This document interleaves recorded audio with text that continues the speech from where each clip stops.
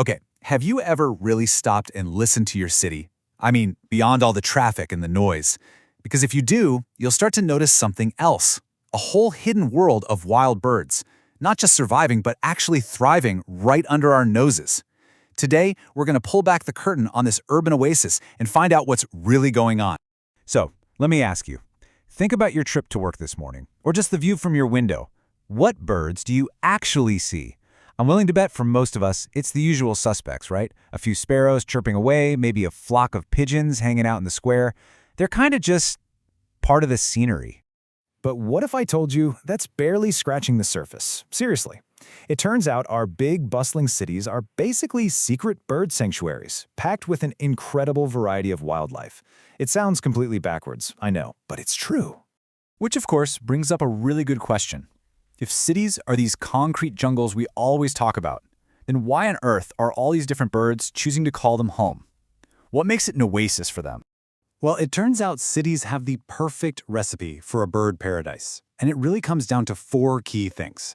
First, there's food everywhere, from berries in the park to that bit of sandwich you dropped. Second, water's easy to find in ponds and fountains. Third, our buildings make for amazing, safe nesting spots. And maybe the biggest reason of all, there are way fewer natural predators to worry about. It's kind of the perfect setup when you think about it. All right, so we know why they're here. Now let's get to know the neighbors. Who exactly is living in our cities? We'll start with the ones you probably already recognize. So, on one hand, you've got the birds we see all the time, our familiar neighbors. But on the other hand, our cities are hiding some truly surprising residents, birds you would absolutely never expect to find in the middle of all this concrete and steel. So, the usual suspects are the true masters of city life. You've got the sparrow, the quintessential city bird, always zipping around in their little social clubs. Pigeons, who've totally figured us out, using our buildings like man-made cliffs for their nests. And then there are crows, who are just unbelievably smart. I mean, people have actually seen them using tools to get food. These guys are way more than just background noise. But that's just the opening act. The real fun begins when we start looking past the obvious for the city's real hidden gems. And this is where it gets really magical. You might hear the super distinctive, high-pitched call of a bulbul. Or maybe you'll see those graceful swallows making their nests right under the eaves of buildings. And if you're really lucky, you might spot the absolutely stunning azure-winged magpie with that incredibly long tail.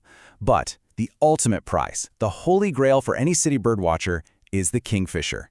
People call it the urban jewel, and seeing that flash of brilliant blue means you found a spot with clean, healthy water, right in the heart of the city. Okay, so by now you're probably wondering, how can I get in on this, right? So let's dive into a few simple tips to get you started on your own urban bird watching adventure. First off, timing is absolutely everything. There are basically two golden hours for spotting birds. Early morning is prime time. They're super active, looking for breakfast, singing their hearts out to claim their territory. Then you get another burst of action in the evening as they all start gathering together before settling down for the night. And where should you be looking? You know, it's way simpler than you'd think. You don't need to drive out to some remote nature reserve. The best spots are probably right around the corner. Your local park, that little river or pond, and honestly, even a small group of trees on the sidewalk can be just buzzing with life. And once you're out there, just follow this super simple 3-step guide. Number 1, be quiet. Just slow down, move smoothly, no sudden moves. Number 2, use some tools. A basic pair of binoculars will completely change the game for you. And 3, figure out who you're looking at. Using a field guide or even an app on your phone to learn their names makes the whole experience so much richer. So, why does any of this matter? Well, this goes way beyond just a cool new hobby. This is about actually changing your relationship with the city you call home. When you start doing this, your most boring, everyday walk suddenly becomes an adventure. Seriously. That park you've walked through 1,000 times, it's no longer just a shortcut.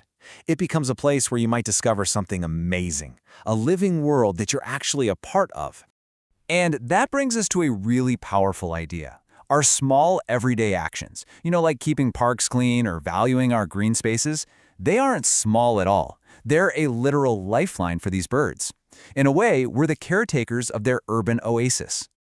So the next time you step outside, I want you to try it. Just pause for a second, look up, listen a little closer. Your adventure is literally waiting right outside your door.